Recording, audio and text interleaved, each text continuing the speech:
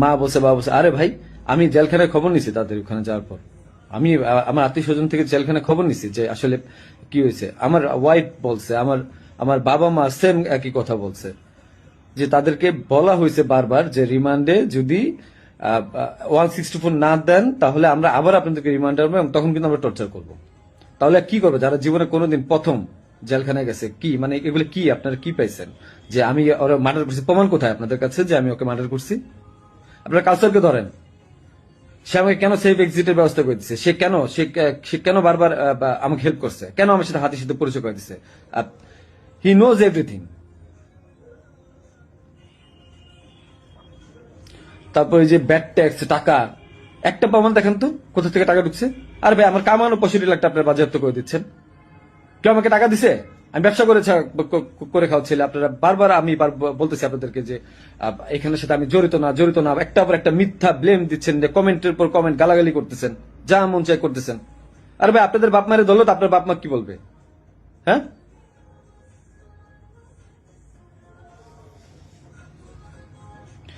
যে আপনাকে জিজ্ঞাসা করেন যে গেঞ্জি কার কাছ থেকে বাঁধিয়েছে, পতাকা কার কাছ থেকে বাঁধতে চাইছে, জিজ্ঞাসা করেন।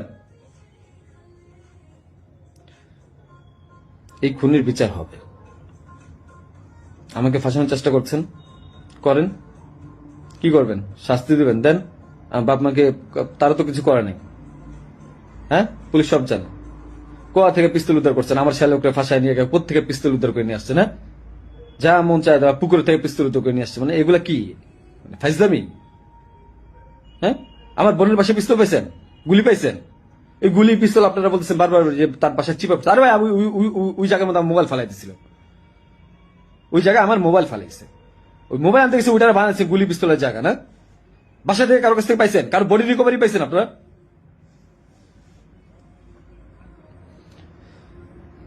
আপনি এদেরকে ধরেন, অনেক কিছু জানতে পারবেন। হাদির সাথে লাস্ট আমার একবার কথা হয়েছিল যে একটা বিষয় নিয়ে, যে ও মানে যখন যে সাদিক কামরে মেবি জামাত থেকে ও খুব আপসেট ছিল, যেহেতু ও জামাতের প্রোডাক্ট।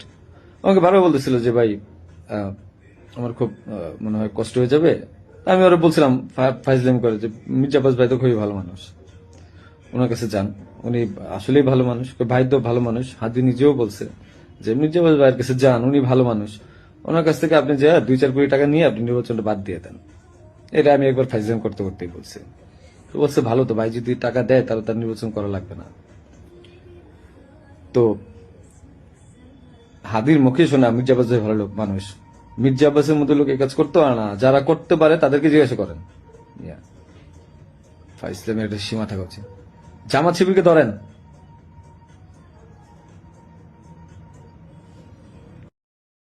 ফ্যাসিবাদ বিরোধী সংগ্রামে আমাদের সহযোদ্ধা বীর শরীফ ওসমান হাদি আমাদের এই পৃথিবীর মায়া ছেড়ে চলে গেছে। সৃষ্টিকর্তা তার শহীদ মৃত্যু কবুল করে তাকে জান্নাতের উচ্চ মাকাম দান করুন। হাদির শহীদ হওয়ার খবরের পরে সারা বাংলাদেশ শোকে বিহ্বল এবং ক্রোধে বিক্ষুব্ধ হয়ে উঠছে। চারিদিকে নানা ঘটনা ঘটছে। প্রথম আলো ডেইলি স্টারে আগুন দিয়ে ভস্মীভূত করে দেওয়া হয়েছে, ছায়ানটে আক্রমণ করা হয়েছে, 32 নম্বর যেটুকু অবশিষ্ট ছিল সেইটুকু মোটামুটি জয় বাংলা করে দেওয়া হয়েছে। বাঙ্গু সুশীল প্রগতিশীলরা একসাথে ঝাঁপে পড়েছে আমার উপরে, আমি নাকি এসব করাইতেছি। একবার এরা কয় পিনাকির ডাকে কেউ আসে না, আবার এরাই কয় আমি মব করিচ্ছি। কি বিচিত্র এই বাঙ্গু সুশীলেরা। অথচ আপনারা জানেন গতকাল পরিস্থিতি শান্ত করার জন্য আমি কি না করেছি।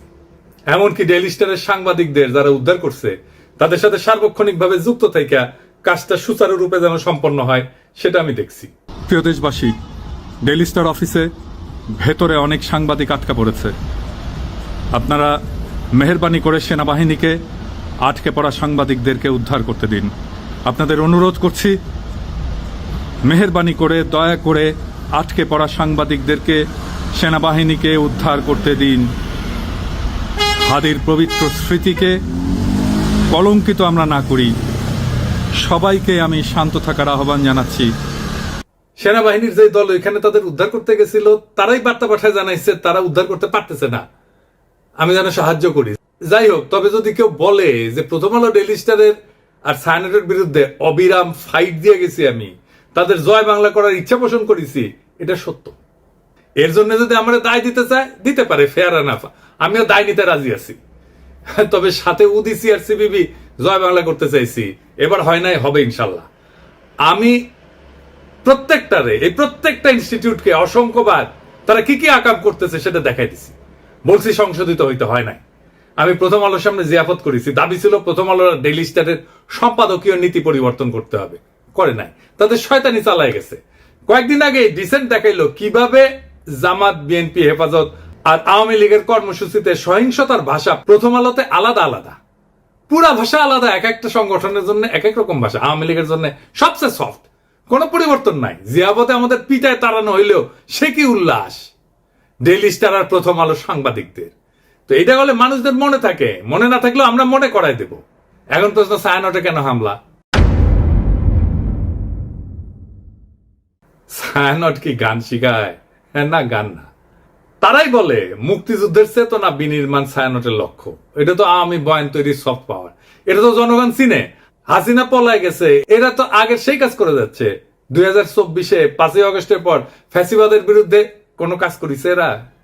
করা লাগলো নি, করে নাই।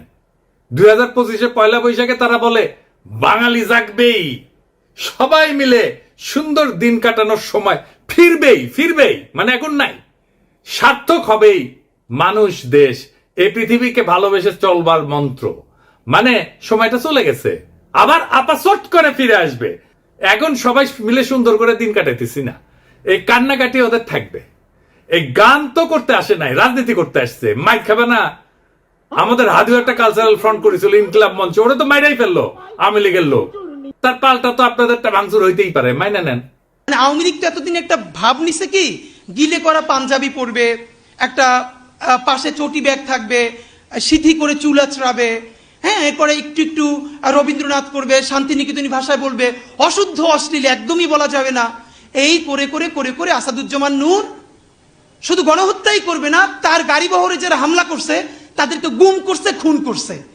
এই যে ছায়ানটি, এই যে উদিচি, এই পুরো গ্রুপটা, তাদের প্রোডাক্ট করা। এই যে হুমায়ুন আহমেদের সাহেবের যে নাটক করতো আমির খসরু, কি জানি খসরু, ভুলে গেছি, স্বাধীন খসরু, ভাবেন 54 বছর বয়সে স্টুপিডটার। মানে আওয়ামী লীগ যে কত বড় স্টুপিড হইতে পারে, ওদের সব গেছে। মানে ওরা এই দুনিয়ার সমস্ত নারী অধিকারের তো টেন্ডার নিয়ে আসছে, নারী অধিকার নিয়ে কথা বলবে, ওরা সংস্কৃতি কর্মী। এই যে একজন মহিলা উপদেষ্টা, তার ছবিটা পিছনে রাইখা যেই ভাষায় যা বলতেছে, এইটা তো ছাপরি বললেও হয় না, এটা দুনিয়া কোথাও নাই, এটা কোনো ক্লাসই নাই। মূলত আওয়ামী লীগ এই ক্লাসেই বিলং করে। তো আওয়ামী লীগ যে এই ক্লাসে বিলং করে, এইটা যাতে ধরা না পড়ে, এই জন্য তারা এইরকম গিলে করা পাঞ্জাবি, অনেক বুদ্ধিজীবী, তাত্ত্বিক, এই যে তাদেরকে দিয়ে দিয়ে দিয়ে দিয়ে প্রচুর ভেগ কথাবার্তা বলাইতো। আপনি অর্ধেক বুঝবেন না, আলো আধারি ভাষা, চর্যাপদের মতো, মানে বিরাট একটা তাত্ত্বিক ব্যাপার।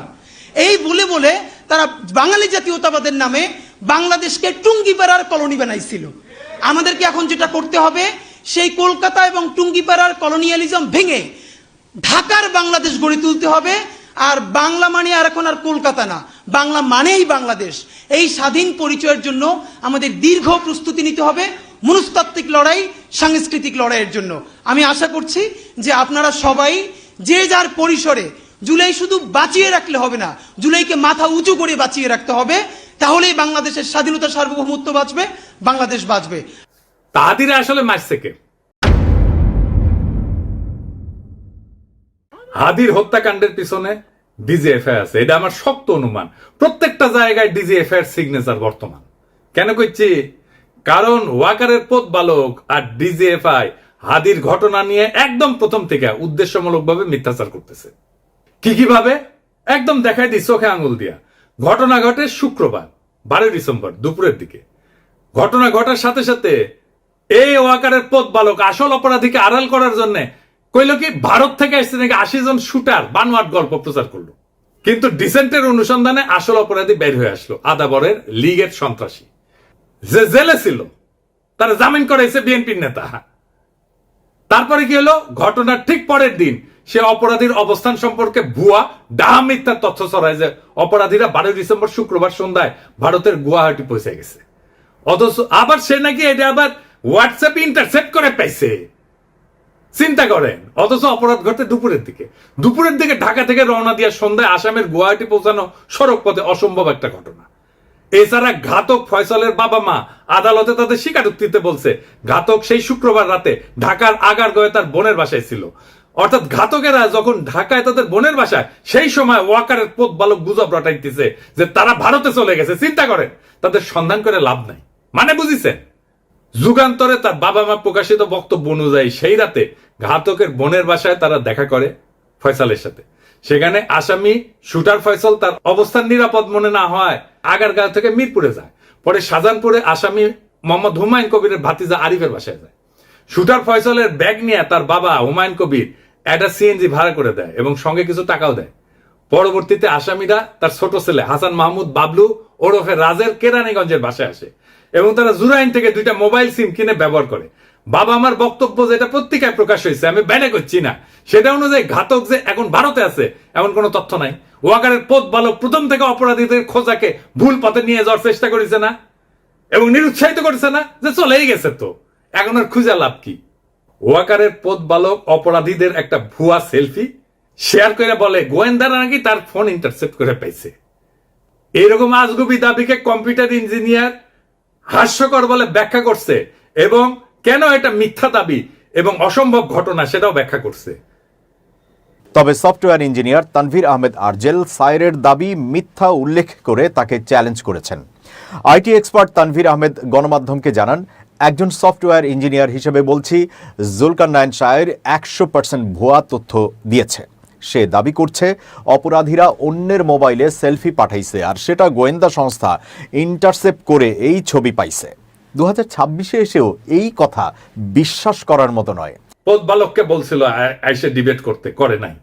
এই 3টা ঘটনা থেকে এটাই প্রমাণিত হয় যে ওয়াকারের পোত বালক আর ডিজিএফআই প্রথম থেকে হাদির ঘটনা নিয়ে আসল অপরাধীকে আড়াল এবং রক্ষা করার জন্য একের পর এক মিস ইনফরমেশন আর স্মোক স্ক্রিন ছড়ায় গেছে।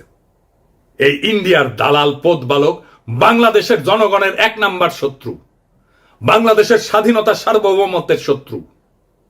তবে একটা কথা সবাইকে একটু বলি, একটু শোনেন। শহীদ ওসমান হাদির মরদেহ এখনো দেশে এসে পৌঁছায়নি। স্বাভাবিকভাবে আমাদের প্রত্যেকের হৃদয় ভারাক্রান্ত, আবেগে বিক্ষুব্ধ। এই মুহূর্তে আমাদের সবচেয়ে আগে যেটা দরকার তা হলো সর্বোচ্চ সংযম এবং দায়িত্বশীল আচরণ নিশ্চিত করা, যেন একজন জুলাই যোদ্ধার বিরচিত আত্মত্যাগের প্রতি যথাযথ সম্মান জানায় তার জানাজা এবং দাফন শান্তিপূর্ণ এবং মর্যাদার সাথে সম্পন্ন করা যায়। এমন সংবেদনশীল সময় পরিস্থিতিকে আরো নাজুক করে তুললে এটা হবে একেবারে বেপরোয়া এবং আত্মঘাতী, যার পরিণতি হবে গভীরভাবে ক্ষতিকর। এর তাৎক্ষণিক ফলাফল অনুমান করা কঠিন না, কিন্তু তা হবে ধ্বংসাত্মক। দীর্ঘদিনের ক্ষোভ থেকে ফ্যাসিস্ট বয়ান উৎপাদনকারী দেশের 2টা পত্রিকা জনতার হামলা ভাঙচুর অগ্নিসংযোগ হয়েছে এবং আগুনে কিন্তু একটা পত্রিকার সাংবাদিকদের জীবন বিপন্ন হয়ে উঠছিল। পরিস্থিতির যেন আর অবনতি না হয়, মেহেরবানি করে সতর্ক থাকবেন। আমাদের তো সব কাজের দোষ। বিদেশি গণমাধ্যম চাইবে, ইন্ডিয়া চাইবে হাদির শহীদ মৃত্যুকে শিরোনাম না বানায় অগ্নিসংযোগ ভাঙচুরের দৃশ্যকে শিরোনাম বানাইতে। এটা ঘটলে আড়ালে পড়ে যাবে আসল এবং জরুরি সত্য, হাদির শাহাদাত, তার আদর্শ এবং যে শক্তির বিরুদ্ধে লড়াই করতে যেয়ে তাকে প্রাণ দিতে হয়েছে। আরো দুঃখজনক হইল গুলিবিদ্ধ হওয়ার পর সারা দেশে হাদিকে ঘিরে যে বিপুল ভালোবাসা, দীপ্ত আবেগ এবং নৈতিক সংহতির জোয়ার সৃষ্টি হয়েছে তা মারাত্মকভাবে ক্ষতিগ্রস্ত হবে। আমরা কোনোভাবেই হাদির আত্মত্যাগকে এইভাবে নষ্ট হতে দিতে পারি না। আমাদের শত্রুরা চায় বাংলাদেশের মানুষ যেন ঐক্যবদ্ধভাবে আধিপত্য এবং দমন নীতির বিরুদ্ধে দাঁড়াইতে না পারে, ইনসাফের পক্ষে দাঁড়াইতে না পারে, স্বাধীন সার্বভৌম বাংলাদেশের পক্ষে দাঁড়াইতে না পারে। জুলাই যেন কলঙ্কিত হয়, মানুষ যেন ক্লান্ত এবং বিভ্রান্ত হয়ে আবার তাদেরকেই স্বাগত জানাইতে শুরু করে যারা পতিত শক্তির পুনর্বাসনে সহায়তা করবে এবং পুরনো মরলের কবজায় দেশকে আটকায় রাখবে। এই সংকটময় মুহূর্তে আমাদের প্রয়োজন শৃঙ্খলা, ধৈর্য এবং রাজনৈতিক স্পষ্টতা। খুব সহজে উস্কানি দিয়া সংঘাত সৃষ্টি করা যায়। আফগান পাকিস্তান সীমান্তেই দেখেন না, অনেক ক্ষেত্রে না বুঝে তরুণরা সে আগুনে ঝাঁপায় পড়ে, প্রাণ হারায়। আমাদের বুঝতে অসুবিধা হওয়ার কথা না কারা এই সুযোগ নিতে চায়, কারা বাংলাদেশের স্বাধীনতা সার্বভৌমত্বকে পুনরায় বিপন্ন করতে চায়।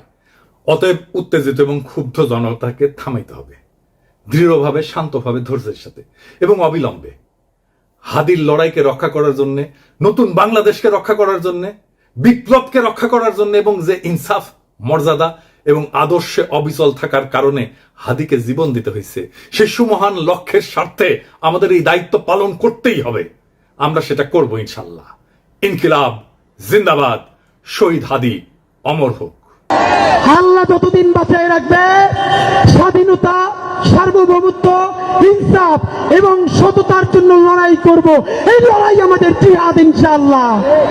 আর যদি আমি মরে যাই, আমি শহীদ হয়ে যাই, আমার ডান পাশের ভাই বোনেরা এই লড়াই যতদিন বেঁচে থাকবে ততদিন চালায় নেবে ইনশাআল্লাহ।